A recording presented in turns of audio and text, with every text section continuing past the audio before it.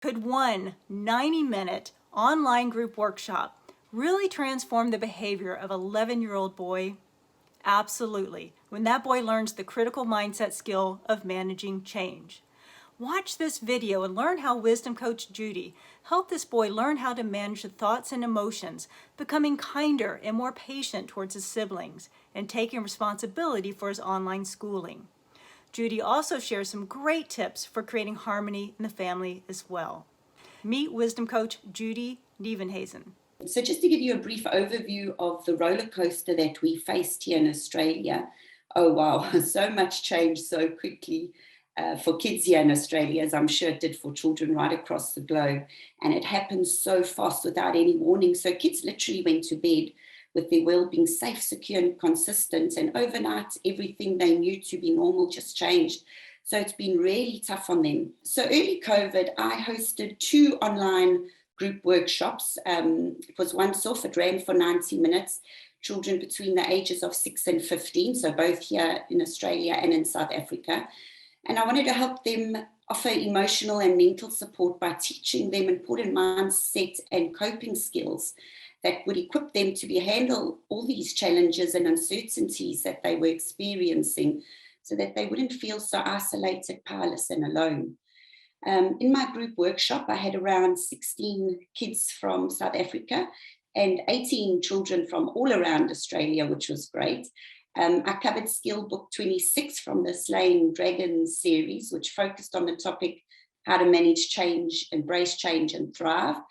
And in the skill book, it teaches kids just the skills and tools that they need to be able to manage any change that they might be going through or will go through even in the future. Like moving house, divorce, parents going through changes, new baby coming. But I focused the workshops on COVID and the changes it was bringing to us at the time, which was exactly what the kids were experiencing and what they needed.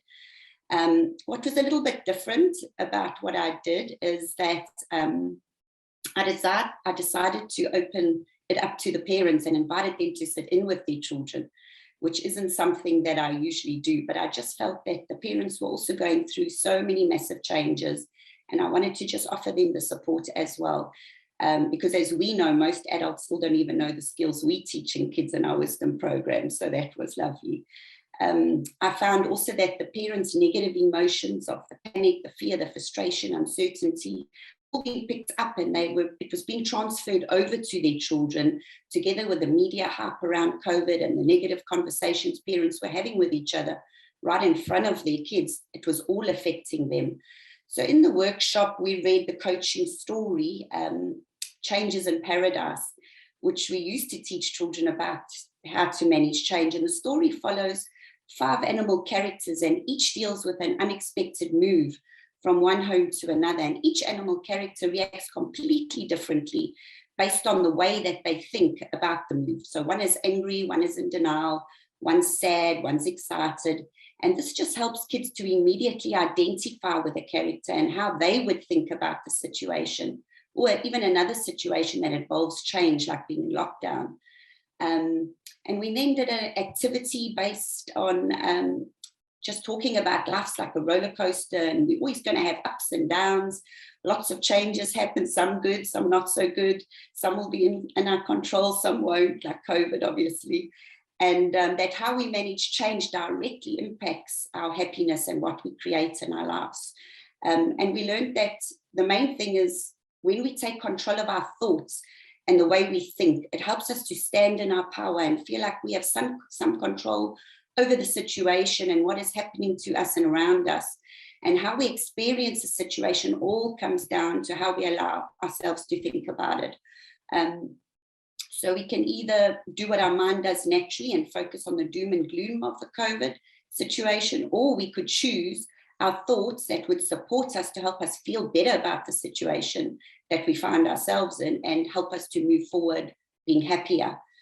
The little story I would like to share, I obviously had a lot of parents respond after the workshop to thank me, but one mom in particular stands out as she told me that the workshop had such a tremendous impact on her little 11-year-old son, who was, before he came on the workshop, and he was really struggling with being in lockdown and being confined to home. It was having a negative impact on the whole family. He was constantly angry and grumpy and frustrated by being stuck in the same routine day in, day out. He was missing interacting with his friends. He got in the habit of going to bed very late, which I'm sure a lot of kids did during lockdown. So he was tired the next day, making excuses not to do his homeschooling. He was constantly saying he was bored and was acting up by being angry, fighting with his siblings. And he actually started to become very disrespectful to his parents. So during the workshop, we just discussed the 3 steps that we could use when faced with the change, obviously based around our lockdown. And we came up with a list of top concerns that were making us the most upset, and went through the steps that we could use to try and manage them in a better, more constructive way. We listed the benefits and positive impacts that we could take from it. And then we ended off by visualizing that we were embracing the change and accepting it, and accepting what was happening, which was out of everyone else's control. So that was lovely, and they gained so much from that. And then I also just added a care package idea together that I included some tips and family activities that they could all do together just to help lift the mood and to let the families have a little fun together, that they could stop and appreciate one another again. So the first thing I advised is for them each to create a little safe haven. And I suggested that each family member just make themselves a little safe space somewhere where they felt comfortable. And when they started feeling like they needed that extra space away from the other family members, so maybe a chair in the garden next to some pretty flowers where they could drink a cup of tea or do some stretches. Second was a gratitude jar. And they were asked to decorate the jar as a family, and they could put in a central location in the house. And every day, each family member had to write something that they were grateful for about the day, because there always is. And on the other side, to write something about a family member had done, that just made them feel good or loved or appreciated. And this helped encourage everyone just to try a little bit harder to support each other and to be aware of each other's feelings, their needs and frustrations, which we don't always do because it's usually just about what we're going through at the time. And then we also did a vision board. So I asked them to make a vision board up as a family where they had to think and make a list and stick up pictures of things that they wanted to do, places they wanted to visit, and things they wanted to achieve as a family after restrictions were lifted. And I did this activity just to help them change and switch over their mindset from only focusing on the doom and gloom again of lockdown to focusing on the excitement of what was to come after lockdown and after it opens and the new possibilities that it would bring. And then lastly, just a little lockdown roster routine. They were asked to make that up where everything was written down to make sure that the bedtime routines were being kept by the kids, even though they were obviously going to be a little bit later than usual. Family members had turns cooking and trying different meals. Families were encouraged to eat and chat together. Family activities were scheduled, like board games or outdoor games if they had a garden. And I also did ask them to limit the amount of time that they actually leave the news or radio on during the day, and ask parents to try not have these heated stress discussions about COVID in front of the children consistently. So the outcome of all this was the mother contacted me a couple of days after the workshop to thank me and to say that she just couldn't believe the change in her son, that he was so much kinder and patient with his siblings. And they had started doing a lot of the activities together as a family already. He was also being so much more respectful to his parents and was following his bedtime routine.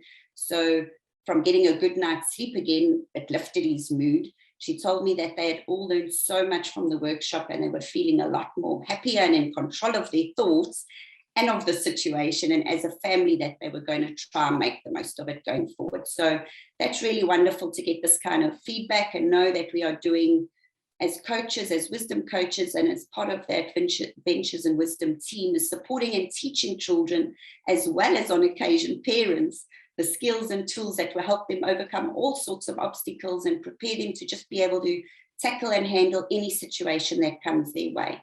So thank you. It's a true honor, and I'm grateful for what I do, as I'm sure all of us are. Do you want to learn how you can help kids too? Just visit adventuresinwisdom.com, and there you can sign up for a free coaching story and learn how you can get started as a life coach for kids.